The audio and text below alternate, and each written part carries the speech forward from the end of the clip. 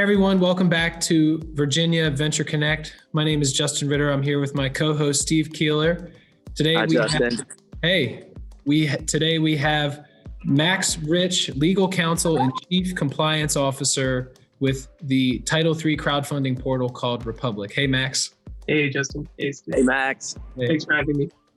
Today we're going to talk about the new regulatory changes to Title III crowdfunding. Before that, we're going to talk about what Title III regulatory crowdfunding is. But even before that, I'd like to just make note of where Max virtually is and where Steve physically is. Max, what's behind you right now? So this is actually a photo I took while on the ferry to Sausalito in California.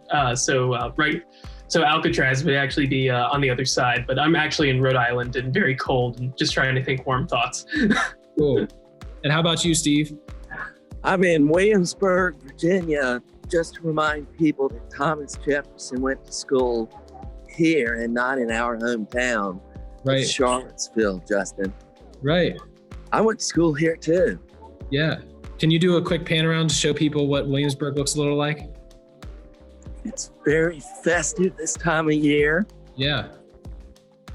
And there's a lot of people here. So despite COVID, people are out and buying. Yeah. Cool. Well, hey, we got a lot to talk about and a quick window to do that. So, Max, just to help us frame what has changed, can we start with what is Title III crowdfunding? Yeah, that's a great question. Title III crowdfunding is the federal government's answer to Kickstarter and Indiegogo, but instead of getting the right to a product or service or game, you can gain an actual financial stake in the company or in the project that you're interested in. Basically, since the 1930s, it's been very difficult for the general public to participate in private company financing. It was limited to angels and venture capitalists and other institutional investors. And so unless you actually knew the founders of a startup company, it was almost impossible to fund them. What Title III crowdfunding does is it encourages founders to put their offerings on the internet using regulated intermediaries like Republic and sell securities to fund their growth. And so they raise money to build their business and investors get a financial stake in that business's potential success. Very cool. So as of November 2nd, the Security Exchange Commission has approved certain changes to Title III crowdfunding. Most notably, to me at least, is that the maximum equity raise that could happen with Title III went from $1.07 million to $5 million per rolling 12 months. There was no longer a cap on how much an accredited investor can invest, which I think is a fantastically positive change. It also allows the issuer now to test the waters to see if the investment water, so to speak, is warm enough to actually pull the trigger and conduct the offering. And then last is it now allows for issuers to offer single purpose vehicles to allow for better organizational structure for potentially hundreds or thousands of Title III investors to sit in a single purpose vehicle to allow for easier administration. And really, Steve and I here, and I think Steve more so than me right now, has been somewhat skeptical of what Title III has been because, at least for me, I back in 2016 when it was first approved, I just thought about how great it could be. And what I mean is the ability for someone to invest in Google at a seed stage round that was unaccredited before Title III crowdfunding sounds impossible. And, in my small legal practice in Charlottesville, you see the same people again and again and again on cap tables, and Yep. you would like different people to get a crack at the next Google. And that's what made me so excited about Title III crowdfunding when it first came out. I was upset and disappointed to see it used in practice. I've had clients that have used it and it's been just tough because it's expensive. You can't test the waters. You don't know if it's going to be successful. The maximum you can only get is 1.07 million. You cannot get certain angel investors to come in and invest an unlimited amount, unlike what they could do in, say, a 506B offering. And I think that stunts the ability to create the FOMO, or the fear of missing out, to the retail security consumer that would be on a platform like Republic. So I am really excited about what these changes will bring. I think it's going to be a huge change for my practice and maybe even Steve's practice. And really, we wanted to talk to you today, Max, to really just try to get an insight, and maybe I like to describe it as reading the tea leaves. What do you think these regulatory changes are going to do for Title III crowdfunding?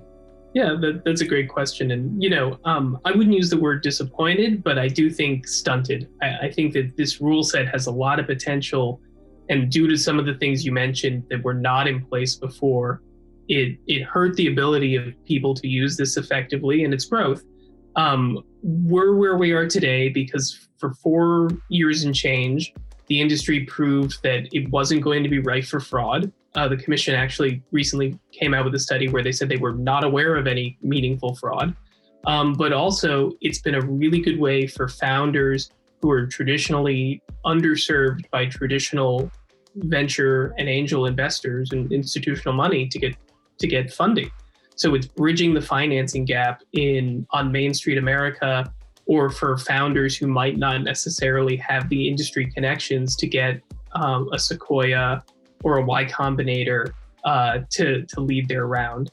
So for all those reasons and more, the rule set has been promoted, and all of the reasons that you mentioned is why it's really exciting. The average Series seed round is about $2 million, and the average Series A is about $5 million. The fact that you could not do this through regulation crowdfunding alone made it a less than ideal situation, because you would have to have additional cost to raise that full round through another type of securities offering. But now, through regulation crowdfunding, you could potentially do your whole financing or part of a financing, if it's a bigger one, such as Series B or Series C, through this mechanism. And because it allows everyone to participate, it allows people who might be your customer, your fan, your neighbor, your family member, to participate in the offering, gain a financial stake, and become an advocate and a brand ambassador for you. So it's capital plus advertising. Someone is much more likely to promote your company if they have a financial interest in it. So, and we've expanded into Main Street too, whereas we used to do CPG and tech services only, we're also helping fund Main Street businesses, bars and restaurants, because they need capital too, and there's a strong incentive for people to have a financial interest in them.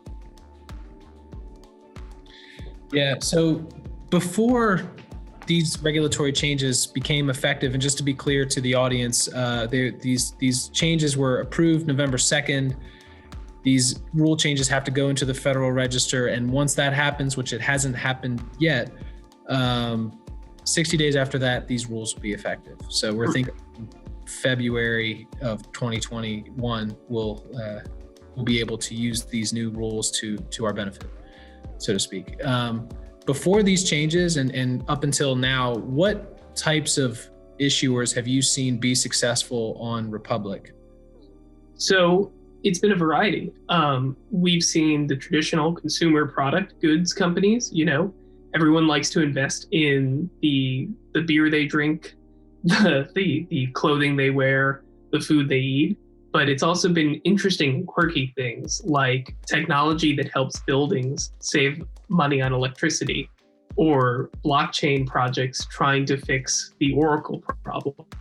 Movies that need financing that provide people revenue participation in the upside of the movie. We've had pharmaceutical companies who are trying to cure cancer. All these types of offerings have actually found success through crowdfunding. And I think that it's really compelling because it says that if you have a good company or if you have a good story, the crowd will support you, even if it's not necessarily something that's directly applicable to their day-to-day life. For example, the cancer company I referred to, many people who invested invested because they had a family member affected by this type of cancer, or because they were just disappointed by the progress the American pharmaceutical industry had made to date. And, that was not something that we thought would be wildly successful, but we wanted to give it a try, and the company was legitimate, so we let them on the platform, and it was a very well-received offering. And I think this really speaks to the fact that if a company feels like they have a message or a story that they can tell people that it will connect with them, they very likely can have success through crowdfunding. So can you describe perhaps what startup companies have perhaps been on the sidelines and not chosen Title III that now might come into Title III because of these regulatory changes? Yeah, I don't know if there's a specific type of company, but I think the most common type of company that's been on the sideline is the type of company that needs more than $1 million. Many companies, when they're raising rounds, need multiple millions or tens of millions of dollars. Raising $1 million in parallel with a larger offering doesn't make much sense because you could just do the larger accredited only offering and take all of the money in. But $5 million is meaningful. And so even if you're raising a $10 or a $20 million Series B, being able to allocate a quarter of that or half of that to your actual customer or to your target customer, I think it makes a really compelling investment opportunity and a way to show support in your business. When an angel investor or an institutional investor invests in your company, there's no guarantee that they're going to add any value beyond the money that they provide. Many do, many provide coaching, but they're not going to go out there and actually buy your product, or they're not actually going to go out there and tell their friends and family about it because it's one person or it's one firm. But when you have thousands of people that can do that, that money is just so much more valuable. And so I'm hoping that we'll see companies, and we're already seeing companies come to us that are interested, who will say, you know what, I was on the fence because I didn't think it was enough money, but I thought the mission was really valuable. But you know what, for $5 million, I think I want to do this. I want to make this part of my next financing. And most of these companies that come to you have they already done a Series A or B? Are they through their seed phase and they've done 1 or 2 institutional rounds already? So, sorry, was the question most whether of the companies that come to Republic, have they already done a Series A or institutional round? It depends. We've had companies from Republic is the first money not provided by founders to companies that have already been invested in by prominent firms. And those firms are comfortable with crowdfunding investors joining them in the experience. Okay. And because of things like the SPV provision, custodial accounts, which we've come up with, and the ability to really be thoughtful about the security you sell, we're seeing more and more mature companies come out. We also have another interesting product that we built out of regulation crowdfunding, which we call a share drop, which basically provides a way for companies to give equity to people without collecting cash. As you probably know, Airbnb and Uber long ago asked for a way to provide equity to their drivers and to their hosts. And until a week ago, the commission was not responsive on this issue. The commission just came out with a proposal that would allow a limited ability to provide securities to those platform workers. But if you want the ability to just give equity or give securities for basically free to people, we have the ability that, which is a great tool. And have to tie people's interests to the companies is not only good for aligning interests of investors and the company, but it's a really compelling marketing tool, in my opinion. But the majority of the companies that are coming on are doing so because they want to raise capital for their next project, their next series, to expand their business or to develop something specifically. Cool. Well, I for one am very bullish on where Title III goes from here. Max, kind of flip a question on its head. these regulatory changes have been fantastic in my opinion. Do you think that the SEC missed anything that you wish that they added? So I wrote a bunch of letters with respect to this topic, and they were really responsive to a lot of the asks that Republic and some of our industry participants had. The only thing that they didn't do that I think was necessary was make the advertisement rules a little bit easier. You're allowed to advertise your offering, but some of the things that you would want to be able to say, you cannot do without putting it basically like a tombstone, the old-fashioned like newspaper. Here's all this very black and white information about the offering, nothing else, nothing more. And so that's the one thing that I think the commission should have been a little bit more aggressive about. Since the investors have to make their investment through the platform, whatever is put out in advertisement, even if it isn't wholly what they need to see, they will see everything they need to see when they go to the platform.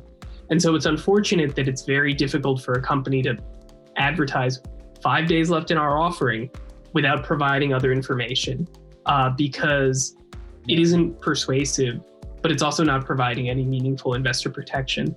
But if advertisement regulations are the only thing I'm complaining about, I think the commission did a pretty good job. I think so too. So we're about out of time, but just a few wrap-up questions. Steve, are you a little less skeptical now knowing the new regulatory changes, or where do you think Title III is coming from here?